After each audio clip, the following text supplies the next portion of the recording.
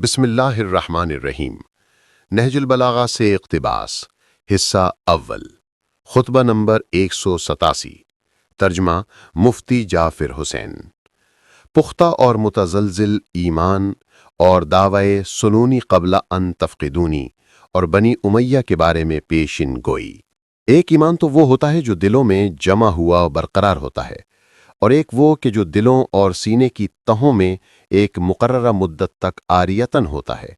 لہٰذا اگر کسی ایک میں تمہیں کوئی برائی ایسی نظر آئے کہ جس سے تمہیں اظہار بیزاری کرنا پڑے، تو اسے اس وقت تک موقوف رکھو کہ اس شخص کو موت آ جائے کہ اس موقع پر اظہار بیزاری اپنی حد پر واقع ہوگی۔ ہجرت کا اصول پہلے ہی کی طرح اب بھی برقرار ہے۔ اہل زمین میں کوئی گروہ چپکے سے خدا کا راستہ اختیار کر لے یا علانیہ، بہرحال اللہ کو اس کی کوئی احتیاج نہیں ہے۔ زمین میں حجت خدا کی معرفت کے بغیر کسی ایک کو بھی صحیح معنی میں مہاجر نہیں کہا جا سکتا۔ ہاں، جو اسے پہچانے اور اس کا اقرار کرے وہی مہاجر ہے، اور جس تک حجت الہیہ کی خبر پہنچے کہ اس کے کان سن لیں اور دل محفوظ کر لیں، تو اسے مستضعفین میں جو ہجرت سے مستثنیٰ ہے داخل نہیں سمجھا جا سکتا۔ بلا شبہ ہمارا معاملہ ایک امر مشکل و دشوار ہے، جس کا متحمل وہی بندہ مومن ہوگا کہ جس کے دل کو اللہ نے ایمان کے لیے پرکھ لیا ہو، اور ہمارے قول و حدیث کو صرف امانت دار سینے اور ٹھوس عقلیں ہی محفوظ رکھ سکتی ہیں۔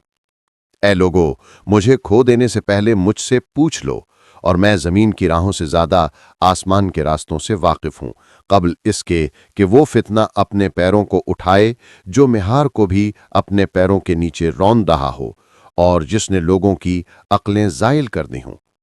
وضاحت مؤلف: امیر المومنین علیہ السلام کے اس ارشاد کی بعض نے یہ توجیہ کی ہے کہ زمین کی راہوں سے مراد امور دنیا اور آسمان کے راستوں سے مراد احکام شرعی ہیں، اور حضرت یہ کہنا چاہتے ہیں کہ وہ امور دنیا سے زائد احکام شرعیہ اور فتاوی فقیہ کے واقف ہیں۔ چنانچہ ابن میسم تحریر کرتے ہیں کہ امام وبری سے منقول ہے کہ انہوں نے کہا کہ حضرت کا اس سے مقصد یہ ہے کہ ان کے دینی معلومات کا دائرہ دنیاوی معلومات سے وسیع تر ہے۔ شرح نہج البلاغہ، ابن میسم، جلد 4، صفحہ نمبر 200۔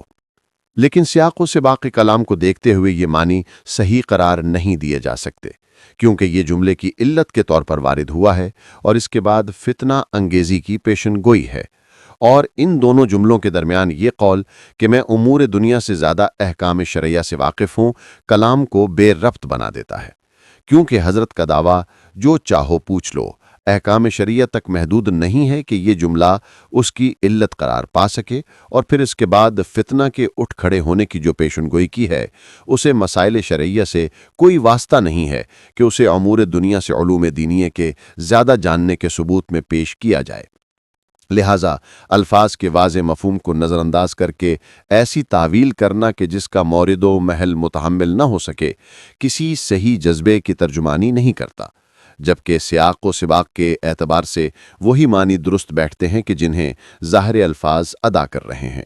چنانچہ حضرت فتنہ بنی امیہ سے آگاہ کرنے کے لیے فرماتے ہیں کہ تم جو چاہو مجھ سے پوچھ لو، کیونکہ میں مقدرات الہیہ کے مجاری و مسالک کو زمین کی راہوں سے زیادہ جانتا ہوں۔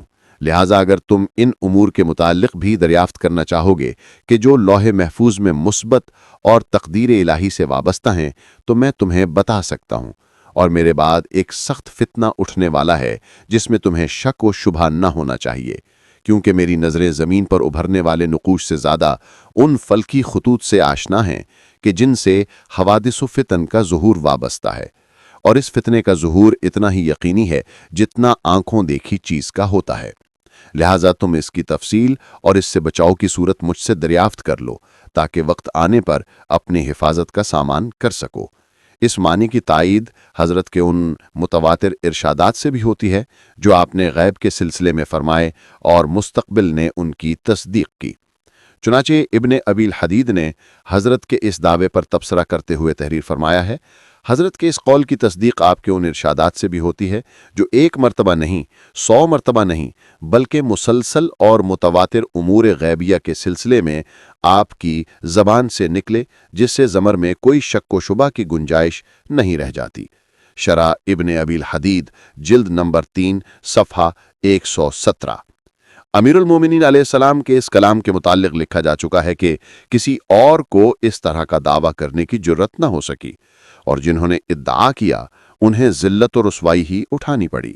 चुनाचे इस सिलसिले में चंद वाक़यात दर्ज किए जाते हैं। 1. मुकातिल बिन सुलेमान ने एक मौके पर दावा किया कि सुलूनी अम्मा दूनल अर्श से इधर की जो बात चाहो पूछो। इस पर एक शख्स ने दरियाफ्त किया कि जब हज़रत आदम अलैहिस्सलाम ने हज किया था तो उन्होंने सर किससे मुंडवाया था? मुकातिल ने कहा, अल्लाह ने तुम्हारे दिल में यह सवाल इसलिए डाला कि मैं इस नखवत व गुरूर पर रुस्वा और जलील हूं, भला मुझे इसका इल्म कहाँ हो सकता है। 2.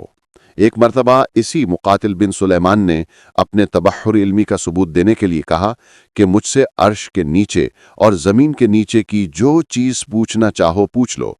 एक शख्स ने खड़े होकर कहा कि मैं अर्श और तहतुस्सुरा की बात दरियाफ्त नहीं करता, बल्कि सिर्फ ज़मीन के ऊपर की ही एक चीज़ पूछता हूँ जिसका तज़किरा कुरान में भी है, और वो ये कि असहाबे कहफ के कुत्ते का रंग क्या था।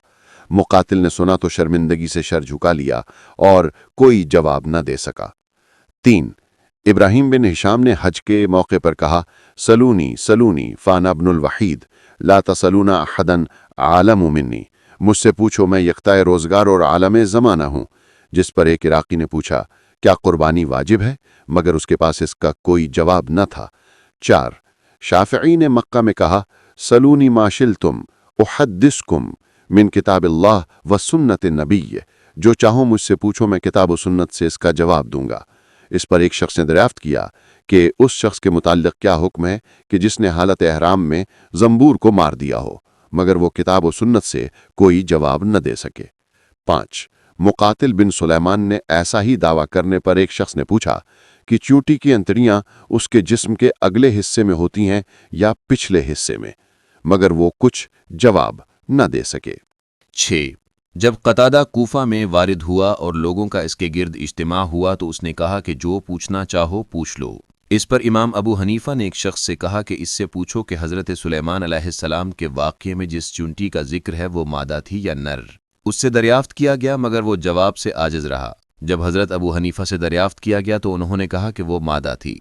लोगों ने कहा कि इसकी दलील क्या है? कहा कि अल्लाह सुब्हाना का इरशाद, क़ालत नमलतुन, सूरह नमुल आयत 18, इसके मादा होने की दलील है। अगर नर होता तो क़ालत की बजाय क़ाला होता, लेकिन ये जवाब दुरुस्त नहीं है क्योंकि नमलता का इतलाक़ मुज़क्कर व मुअन्नस पर यकसां होता है और फ़ेल की तानीस नमलता की तानीस से लफ्ज़ी की वजह से, न इसके मादा होने की बिना पर। 7.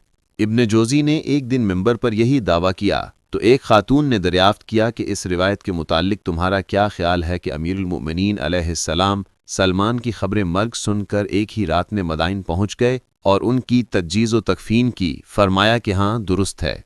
फिर उसने पूछा कि इस रिवायत के मुताल्लिक क्या कहते हो कि खलीफा सालिस 3 दिन तक दफन न हो सके, हालांकि अमीरुल मोमिनीन अलैहिस्सलाम मदीना ही में तशरीफ़ फरमा थे।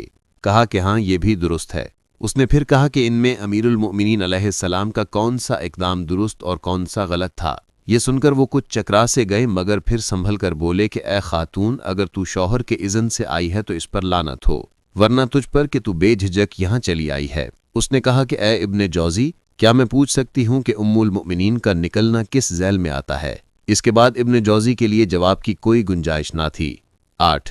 इब्ने अबी हदीद ने लिखा है कि नासिरुल दीनिल्लाह के अहद में एक वाइज लसानी में बड़ी शोहरत रखता था। एक दफ़ा उसने दौरान बयान में सिफ़ात बारी का मसला छेड़ दिया, जिस पर बगदाद के एक शख्स अहमद बिन अब्दुल अजीज़ ने कुछ एतराज़ात किए जिनका कोई माकूल जवाब तो वो दे ना सका। अलबत्ता अपनी अज़मत व जलालत का सिक्का बिठाने के लिए पुरशुकू लफ्ज़ों और मुसज्जा इबारतों से खेलना शुरू कर दिया, जिससे अवाम झूमने लगे और हर तरफ से तहसीन व आफरीन की आवाज़ें आने लगीं। वाइज भी गुरूर इल्मी के नशे बाती में बहक गया और मजमे से कहने लगा कि जो पूछना चाहो पूछ लो। जिस पर अहमद ने कहा कि ऐ शख्स, ये दावा तो हज़रत अली बिन अबी तालिब अलैहिस्सलाम का है, और इस कलाम का एक ततिम्मा ये भी है कि मेरे बाद ये दावा वही करेगा जो झूठा होगा। वाइज ने अपने इल्म की नुमाइश करते हुए बड़ी तमकनत से कहा कि तुम किस अली बिन अबी तालिब का जिक्र करते हो?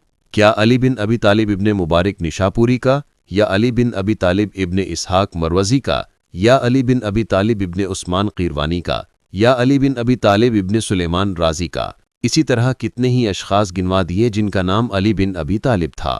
یہ سن کر احمد نے کہا، واہ سبحان اللہ، اس وسعت علمی کا کیا ٹھکانہ، مگر میری مراد وہ ہیں جو سیدۃ النساء العالمین کے شوہر تھے، اور جب پیغمبر صلی اللہ علیہ وآلہ وسلم نے صحابہ میں ایک کو دوسرے کا بھائی بنایا تھا تو انہیں اپنی اخوت کے لیے منتخب کیا تھا۔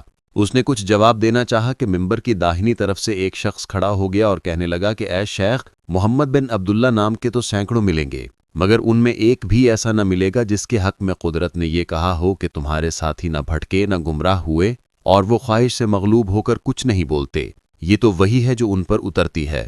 اسی طرح علی بن ابی طالب نام کے تو بہت سے افراد مل جائیں گے، مگر ان میں ایک بھی ایسا نہیں ہے جس کے بارے میں زبان وحی ترجمان نے یہ کہا ہو کہ تم مجھ سے وہی نسبت رکھتے ہو جو ہارون علیہ السلام سے رکھتے تھے، مگر یہ کہ میرے بعد کوئی نبی نہیں ہے۔